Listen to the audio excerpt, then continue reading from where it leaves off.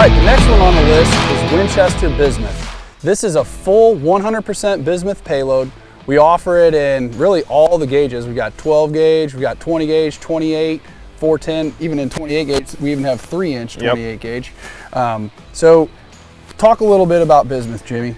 Yeah, so bismuth density is 9.6 grams per cc. So it's denser than steel. Now, it's not as dense as, TSS, but it's still denser than steel. It's going to provide, some of the same characteristics we've seen with the TSS, where it carries its energy further, penetrates deeper, and the way we load our bismuth is with buffer. So when you cut a shell open, you're going to see the buffer pour out with the shot, and the buffer is there to protect the shot from fracturing. Bismuth is a brittle material, so when you fire the shell, some of the pellets at the bottom could fracture if it wasn't protected by that buffer. So when you protect all the pellets, none of them fracture, and they all make it down on target, so you have a very effective payload of heavier than steel shot. Yep. So we are going to shoot the 12 gauge 3-inch, ounce and 3/8. So these are heavy payloads, a lot of pellets. I mean, that's really how this bismuth loads work so well, is we're putting so many pellets on target. Yep. And as you said, we're going to likely see more penetration than what we get with a standard steel load. And one of the other pieces of that puzzle is you'll see shot sizes are a little different, right? Correct, yeah. So like whenever we're going after ducks, in this instance, to compare it to like a number 2 steel, you use a number 4 bismuth. Yep, so that's what we're going to shoot today, is a number 4 bismuth. All right, let's get after it. So should we cut one open? Oh yeah. Let's do that. Let's cut one open first. That way you guys can see the buffer in here. So we'll cut one.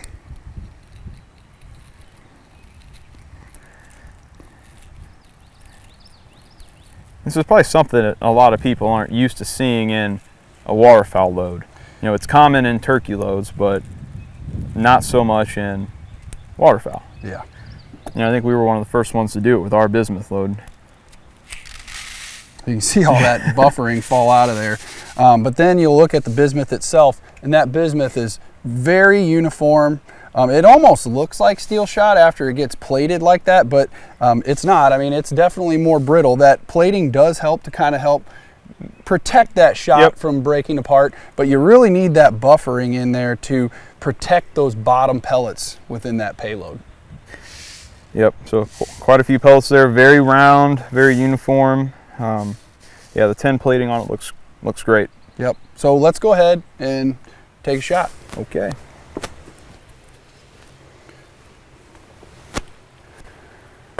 All right, Jimmy. Bismuth, 3-inch 12 gauge, ounce and 3/8, 1450 feet per second.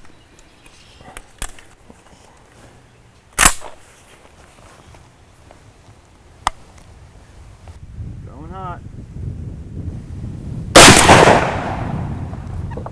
Holy cow. Nice. Nice. Very just uniform. Keep getting blown away by the patterns. They just keep getting better and better. Well, you're shooting well. So that, again, when we get down range here, you're going to see very uniform pattern. Pretty much covers up that whole 3-foot pattern board there with a modified choke. So, I mean, that's a great looking pattern. Let's go down and check out the gel. Yeah, I'm curious to see how deep the 4s go. Very uniform pattern. I mean, you don't have hardly any holes in this pattern. You still have good pattern density with this, just simply because there are just so many pellets. Yeah, the heavy payload really helps out there. Yeah. So then we take a look back at the gel itself, and again, we'll see some bounce back on here. Again, I'm going to measure to the end of that bounce back. There's a bunch of them that bounce back on here, actually. Man, these are, I would say, every bit of, I'm guessing you got the tape measure. I'm going to say 4 to 5 inches. This one's probably close to 5. That one's definitely over 4. Yeah, I'm measuring 4 1/4. All right, this one's 4 1/2. 4 1/2. Yeah, 4 1/4 there. Solid 4 there.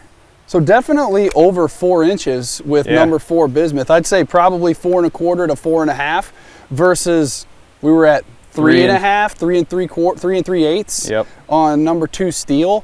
So you're picking up an additional inch if not more. And a half, yeah. You know, inch and a half on these pellets. So, I mean, that's, again, you look at the pattern board, and we'll take a look at all these patterns at the end, kind of next to each other. We kind of saved them all, so that way we could do that at the end.